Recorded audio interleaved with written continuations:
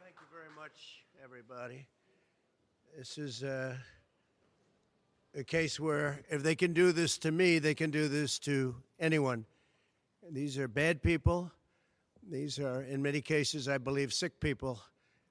When you look at our country, what's happening where millions and millions of people are flowing in from all parts of the world, not just South America, from Africa, from Asia, from the Middle East, and they're coming in from jails and prisons, and they're coming in from mental institutions and insane asylums. They're coming in from all over the world into our country. And we have a president and a group of fascists that don't want to do anything about it because they could right now, today, he could stop it.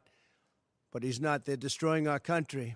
Our country is in very bad shape. And they're very much against me saying these things. They want to raise your taxes by 4 times.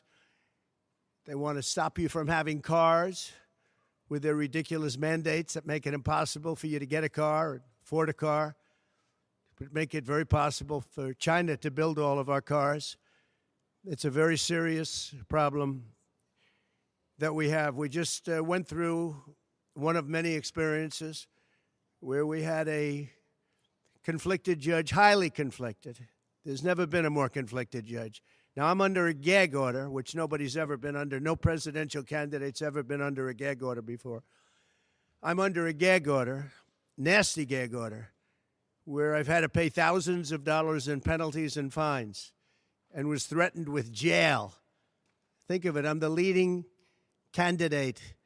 I'm leading Biden by a lot, and I'm leading the Republicans to the point where that's over. So I'm the leading person for president, and I'm under a gag order by a man that can't put 2 sentences together, given by a court, and they are in total conjunction with the White House and the DOJ, just so you understand. This is all done by Biden and his people. Maybe his people more importantly. I don't know if Biden knows too much about it, because I don't know if he knows about anything. But he's nevertheless the president, so we have to use his name. And this is done by Washington, and nobody's ever seen anything like it. So we have a judge who's highly conflicted. You know what the confliction is. Nobody wants to write about it, and I'm not allowed to talk about it. If I do, he said, I get put in jail. So we'll play that game a little bit longer. We won't talk about it, but you're allowed to talk about it. I hope you do, because there's never been anybody so conflicted as this. As far as the trial itself, it was very unfair. We weren't allowed to use our election expert under any circumstances. You saw what happened to some of the witnesses that were on our side. They were literally crucified by this man who looks like an angel, but he's really a devil. He looks so nice and soft. People say, oh, he seems like such a nice man. No, unless you saw him in action.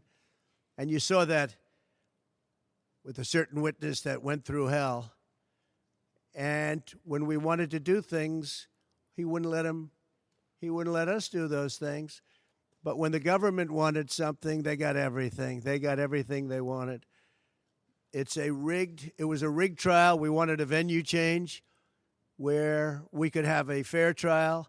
We didn't get it. We wanted a judge change. We wanted a judge that wasn't conflicted. And obviously he didn't do that. Nobody's ever seen anything like it. We had a DA who was a failed DA. Crime is rampant in New York, violent crime. That's what he's really supposed to be looking at. Crime is rampant in New York. Yesterday in McDonald's, you had a man hitting him up with machetes, a machete. Whoever can imagine even a machete being wielded in a store, in a place where they're eating, and he's going rampant, and Bragg is down watching a trial on what they call crimes. They're falsifying business records. That sounds so bad. To me, it sounds very bad. You know, it's only a misdemeanor, but to me, it sounds so bad. When they say falsifying business, that's a bad thing for me. I've never had that before. I'm falsifying. You know what falsifying business records is? In the first degree. They say falsifying business records. Sounds so good, right? It means that legal expense, I paid a lawyer, totally legal. I paid a lawyer a legal expense. And a bookkeeper, without any knowledge from me, correctly marked it down in the books. A very professional woman, highly respected, she testified, marked it down in the books as a legal expense. So a legal expense, paid a lawyer, is a legal expense in the books. It's not sheetrock, construction, or any other thing. It's a legal expense. Think of that. This is what the falsification of business records were. And I said, what else are you going to call it? What else are you going to call it? Now, I would have testified. I wanted to testify. The theory is you never testify, because as soon as you testify, anybody, if it were George Washington, don't testify, because they'll get you on something that you said slightly wrong, and then they sue you for perjury. But I didn't care about that. I wanted to. But the judge allowed them to go into everything that I was ever involved in, not this case, everything that I was ever involved in, which is a first. In other words, you could go into every single thing that I ever did. Was he a bad boy here? Was he a bad boy there? And my lawyer said, what do you need to go through? And all you wanted to do is testify simply on this case. Because I would have loved to have testified. To this day, I would have liked to have testified. But you would have said something out of whack, like it was a beautiful sunny day and it was actually raining out. And I very much appreciate the big crowd of people outside. That's incredible what's happening. The level of support has been incredible.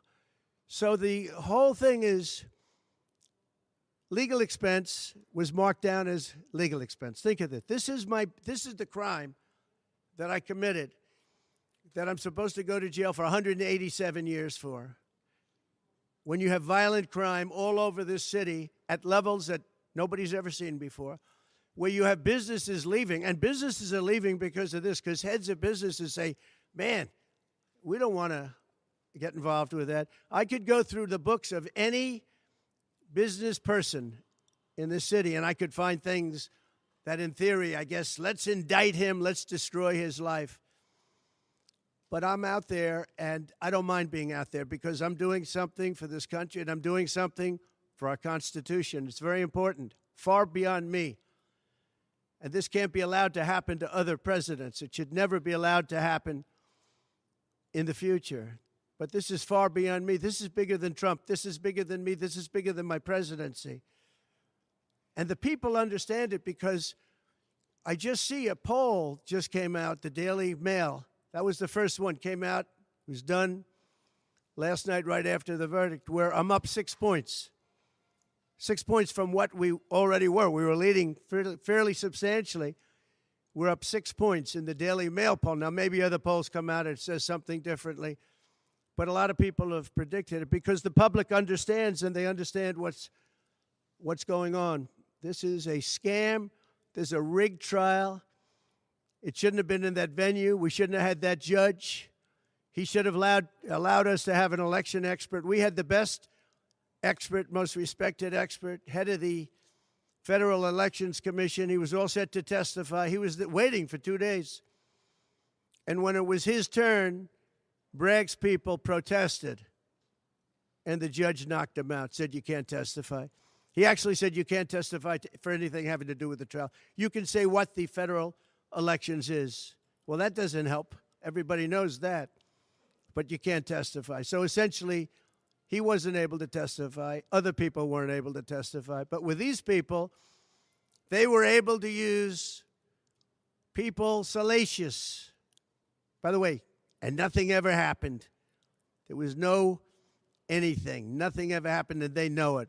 But they were as salacious as they could be, and it had nothing to do with the case.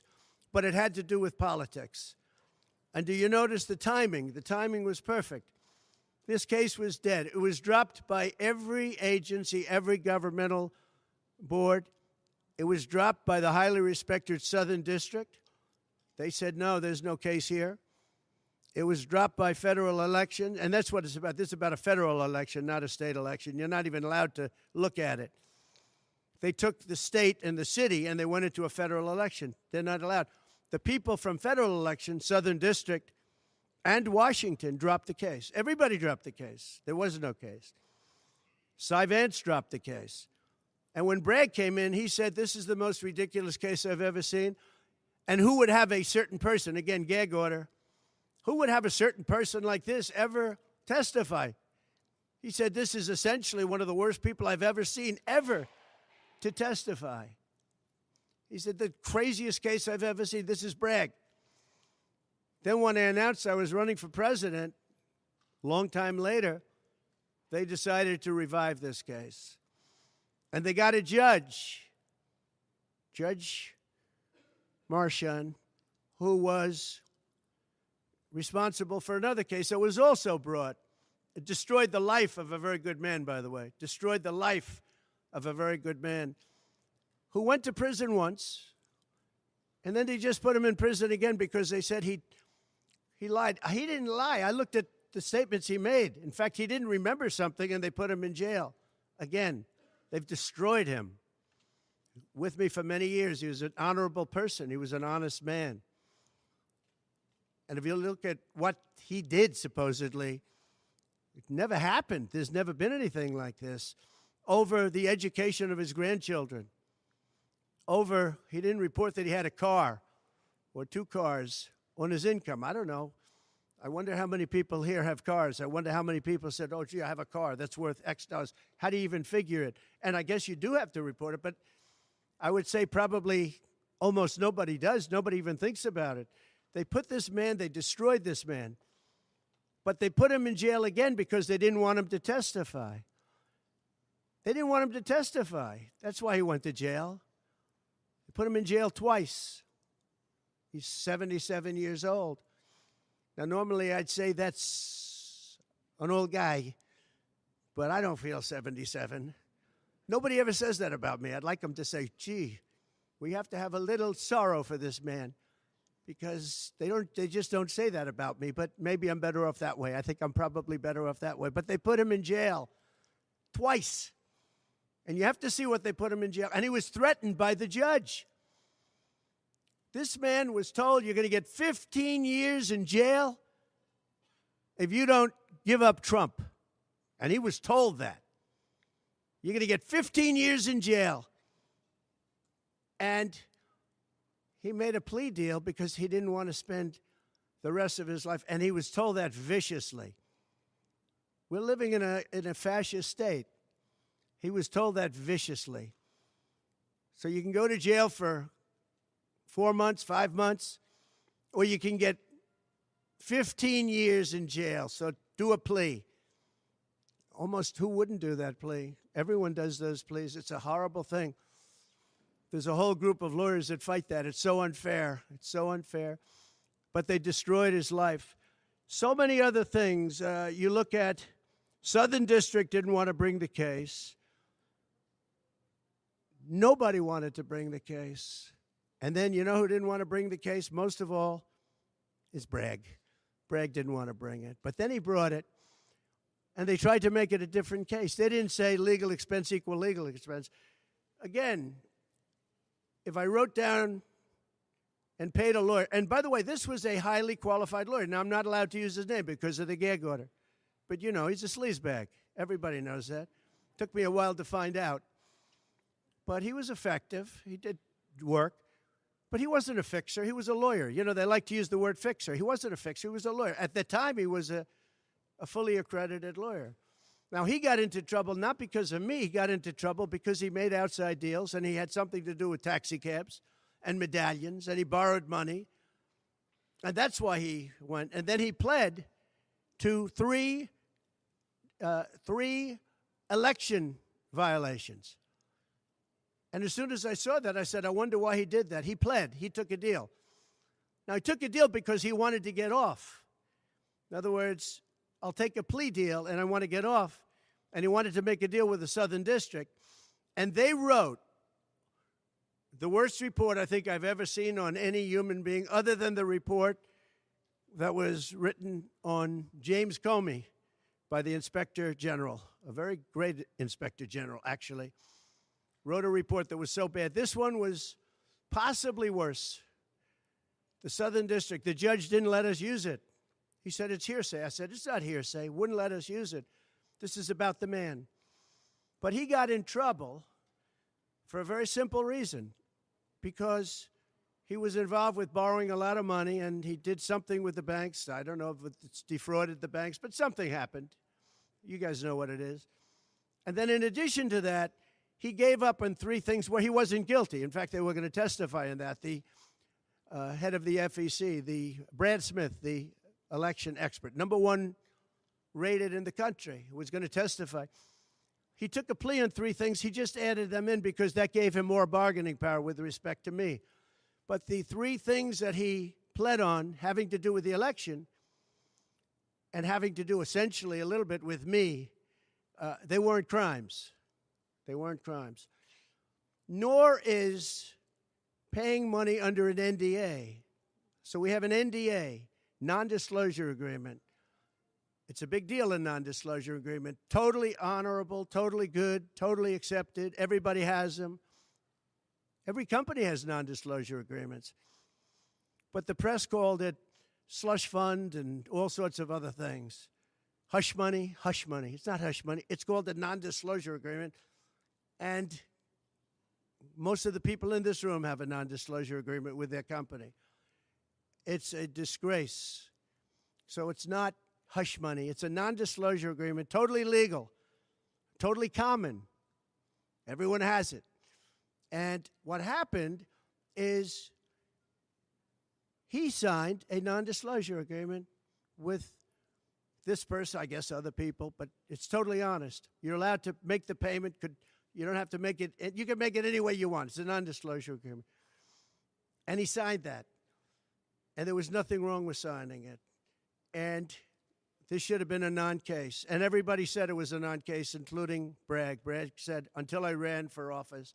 And then they saw the polls. I was leading the Republicans. I was leading the Democrats. I was leading everybody. And all of a sudden, they brought it back.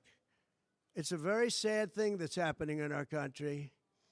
And it's a thing that I'm honored. In a way, I'm honored. It's not that it's pleasant. It's very bad for family. It's very bad for friends and businesses. But I'm honored to be involved in it because somebody has to do it. And I might as well keep going and be the one. But I'm very honored to be involved because we're fighting for our Constitution. The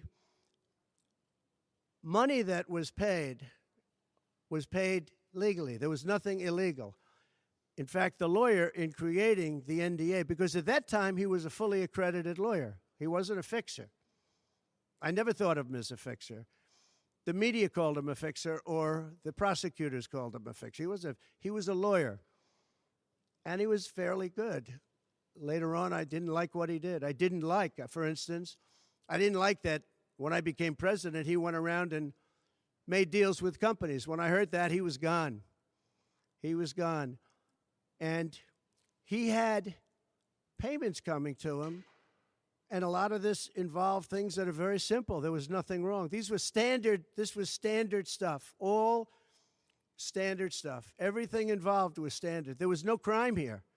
In fact, I just watched a couple of the reports. You watched Jonathan Turley, Andy McCarthy, Greg Jarrett. You look at all of these people, Mark Levin, all very talented people, great people, many more. And they don't know me, essentially. They don't know me. They're legal scholars and experts. But I look at them. I watched Turley this morning saying, there's no crime here. Everybody says there's no crime here, except for this DA that's got the city out of control with crime. It's absolutely out of control. So we have an NDA that was signed. We have legal expenses. And here's the thing on legal expenses. You have 100 where they say, they do a charge. I just recorded this out. Falsification of business records in the first degree. It sounds so bad. I said, wow. And even my own lawyers, I get very upset with them because they don't say what it is. They say, well, falsification of legal records is only a felony. Well, that's a lot. It's only they say a misdemeanor. But they try and bring it up to a felony if there's 2 crimes. They have all these different things. The other thing is they missed the statute of limitations by a lot because this was very old. They could have brought this 7 years ago instead of bringing it right in the middle of the election. So they missed the statute of limitations. They did everything. Now, let me give you the good news. The good news is last night, we just got a report this morning, in the history of politics, I believe, maybe I'm wrong, somebody will find that I'm wrong, maybe, but I don't think so. They raised with small money donors, meaning like $21, $42, $53, $38, a record $39 million in about a 10-hour period. No, think of that. I like those people.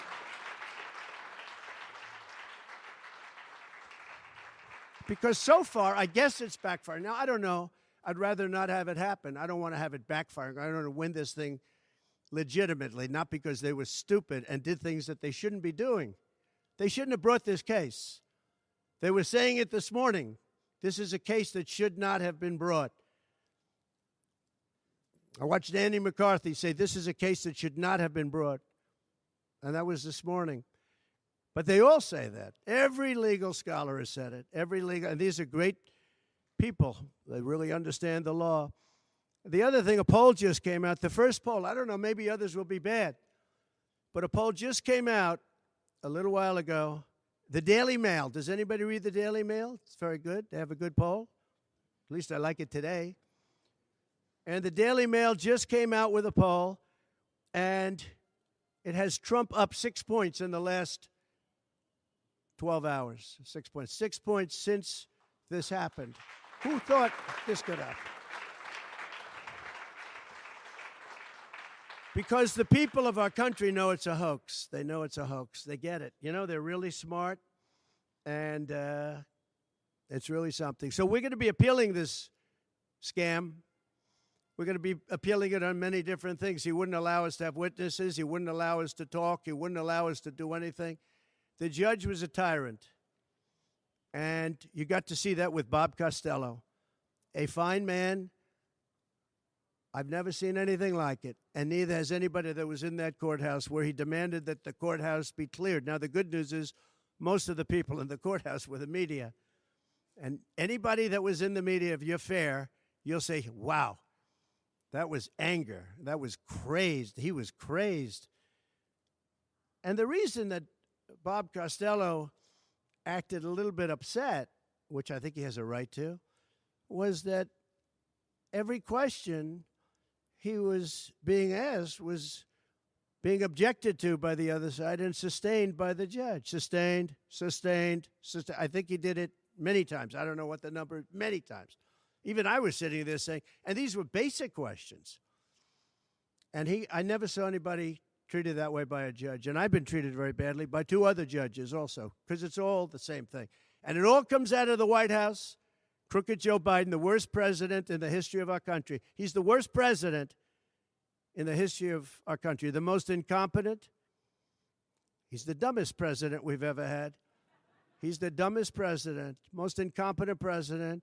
And he's the most dishonest president we've ever had. And so many of he's a Manchurian candidate. You take a look at the way he treats China, Russia, so many others. You know, I ended the Russian pipeline. It was dead. He comes in and he approves it. And he gets $3.5 million, meaning $3.5 million is paid to the family, his family, from the mayor of Moscow's wife. And I said, where did that come from? Nobody wants to talk about it. But he's a very big danger to our country. And the only way they think they can win this election is by doing exactly what they're doing right now. Win it in the courts because they can't win it at the ballot box. So we're going to show them that we're going to fight. It's actually, I don't know, it's something where I'm wired in such a way that a lot of people would have gone away a long time ago. They would have gone away after impeachment hoax #1. That was a total hoax. I had great support from the Republican Party, though. Then you had impeachment hoax #2. And then they formed the committee. How about they formed the committee of thugs, the J6 committee of thugs.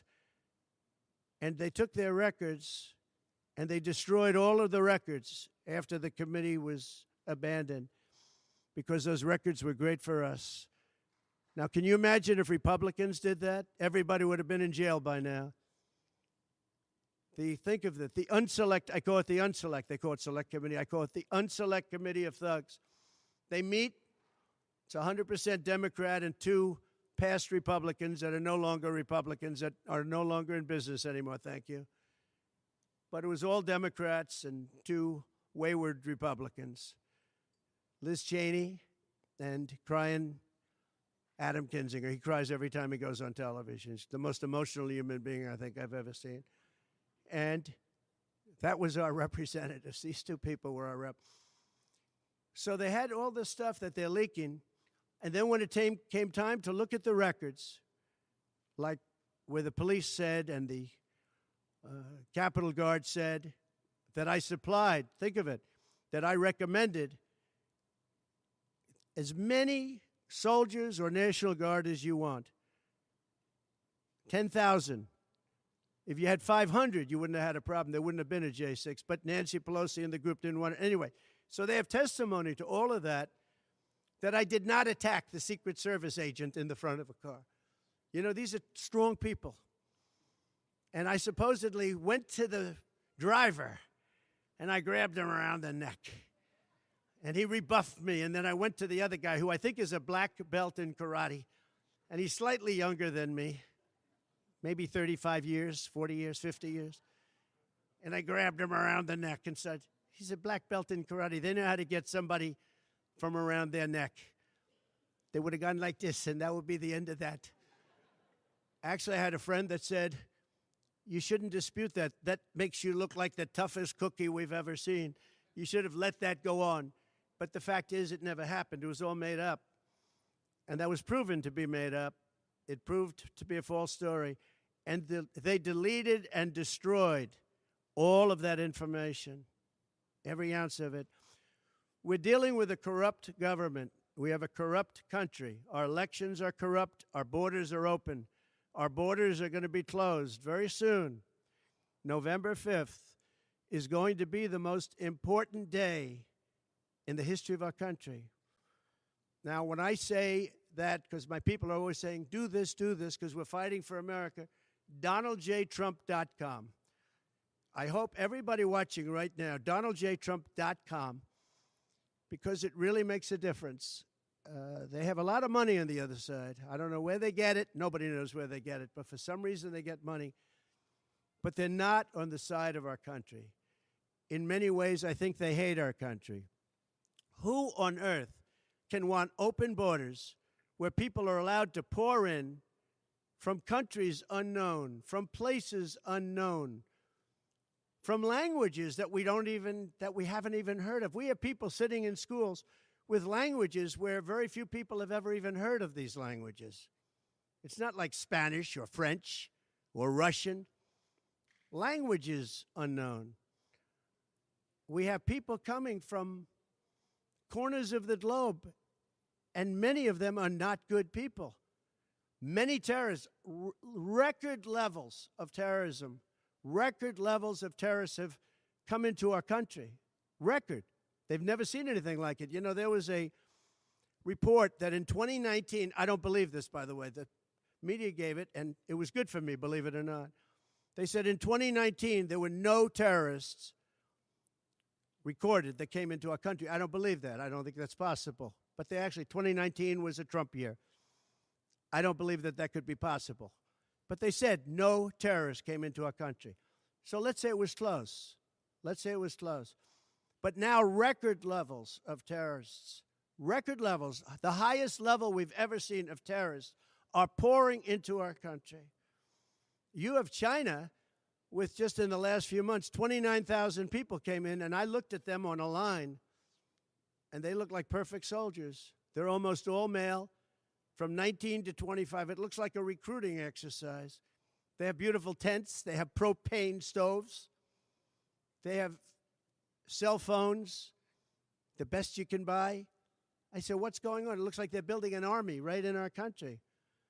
Now, I don't think that would happen, right? We're losing our country. And I really think that this is an event, what took place yesterday with this judge. Look, we have conflicted, but he's a crooked judge, and you'll understand that. And I say that knowing that it's very dangerous for me to say that, and I don't mind, because I'm willing to do whatever I have to do to save our country and to save our Constitution. I don't mind.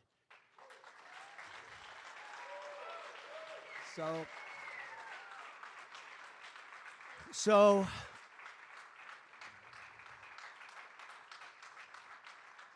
thank you. So we will continue the fight. We're going to make America great again. Very simple. When people fight MAGA, they say, we're going to fight. I watch Biden. We're going to fight MAGA. We're going to stop MAGA. It's make America great again. That's all it is. MAGA. Make America great again. Our country's in serious trouble. We owe $36 trillion. We were energy independent for the first time ever, and now we're begging Venezuela for oil. One statistic you have to hear. Venezuela was crime-ridden. Caracas, the cities, crime-ridden. 2 years ago, 3 years ago. They just reported a 72% drop in crime in the last year because all of their criminals, most of them, and the rest are coming in now, the ones that didn't come in. In Venezuela, their prisons have been emptied into the United States. Their criminals and drug dealers have been taken out of the cities and brought into the United States. And that's true with many other countries. The Congo has just released a lot of people from jail. Congo, Africa, just released a lot of people from their prisons and jails and brought them into the United States of America. This is what's happening to our country, and it's not sustainable by anyone. Little things like our kids can't have a Little League game anymore because you have tents and you have migrants living on the fields. That's the least of it. People are taking over our luxury hotels, migrants, and yet our veterans, our great veterans, are living on the streets. Like dogs, they're living on the streets. But migrants are living in luxury hotels in cities all over our country, run by Democrats. So it's my honor to be doing this. It really is. It's a very unpleasant thing, to be honest. But it's a great, great honor. We're gonna do what I have to do. I'm going to do it. And the support has been, that's why I mentioned the number of $39 million. That's why I mentioned we're up 6 points.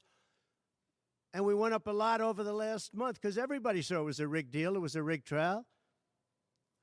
But we're going to make America great again. We're going to make it better than ever before. November 5th, remember, November 5th is the most important day in the history of our country. Thank you very much, everybody.